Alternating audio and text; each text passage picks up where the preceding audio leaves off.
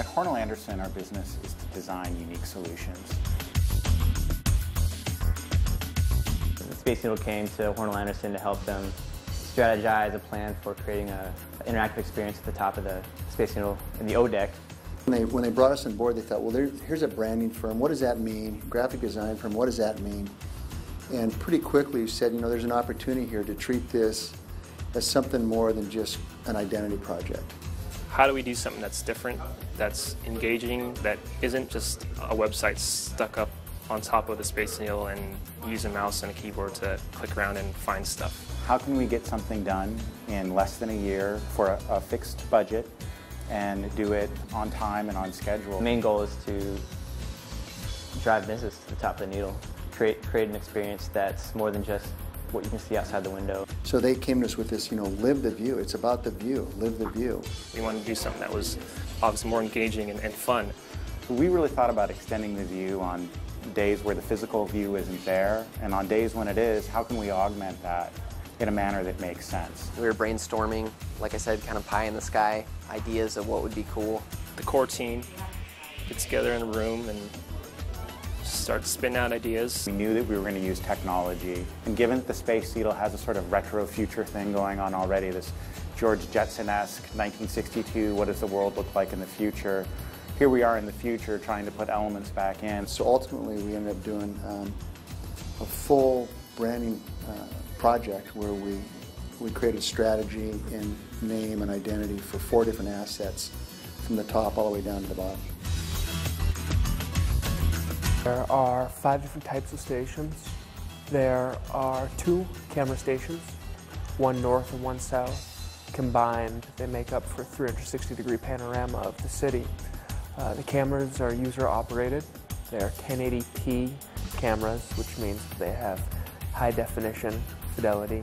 The user can control the joystick, the focus, and the zoom, and they can see pretty much anything they want. Everybody's seen a touchscreen, has used a touchscreen. We thought it would be neat to have something that was gesture, motion tracking. You don't actually have to touch the LCD to have it do something. The feeling of actually touching a button, you can't really replicate that on screen, so we're doing it in other ways through, you know, your ears and your eyes. One of the kiosks extends the view over time. We shot a picture, a frame a minute, around 360 degrees over basically a 24-hour period. It was the perfect day. Not a cloud in the sky, the mountains were out. What we thought would be really cool about this was it would allow people to control the time using either touchscreen interface or analog interface. You can scroll through time, you can see the sun setting and the sun rising, you can see boats coming into the harbor, and really you're seeing Seattle like as a living city. This kiosk will give them an idea of all the different neighborhoods that Seattle has, and then inside these neighborhoods are features, and they include slideshows, photos with just articles where you can read about the different areas, just so people get an idea of what Seattle has to offer. It's an intimate experience. You get up to the kiosk, you're the only one who can hear it. People around you can't hear what's going on. We set out to create a voice for Seattle, which by no means is a trivial task to do. After we started thinking about time, we started thinking about what are aspects of the view of a city that may not be a physical view at all. So we came up with the Voices of Seattle idea where, much like StoryCorps and some other projects, have really embraced the authenticity of real people talking about real things happening in their lives. And we said, you tell us about Seattle. None of them individually had the voice of Seattle. Nevertheless, collectively, we were able to generate enough diversity that we could authentically describe what Seattle is. It's just a much more natural way to learn about a place, to actually hear it directly from somebody than to read information off a kiosk or brochure. We canvassed the city and brought in everything from local luminaries to people we found off of Craigslist to talk in an authentic way about what it was like to live in the Northwest. Why do they live here?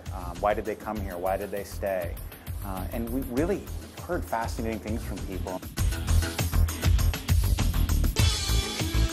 It doesn't come with a manual. It's technology that has what we call low cognitive load. You don't have to really think about how to use it because just by doing something as simple as moving your hands or leaning over it, you'll see that you're getting information that's interesting. Not just fun for, you know, somebody like me to go up there and interact with the touchscreen, but for kids and for, you know, adults and, you know, elderly people, and usable at the same time. I saw people interacting with these kiosks, and they are amazed. There's technology they've never seen before. There's experiences they've never seen before. It's a good mix of, you know, just really rich photos and information. Has a good balance, so it's not always just text you're just reading. Just to watch people's reaction, to watch them interact with that whole experience gives me goosebumps. I think a lot of design firms, a lot of branding firms do nice looking work, and I think a lot of firms do work that, you know, has a strategic backbone to it, and we do all of that. But to actually create something that in spirit is going to be bigger than what the client needed and what the client wanted, but in the end will serve the client to the greater good, I think I'm really proud of that.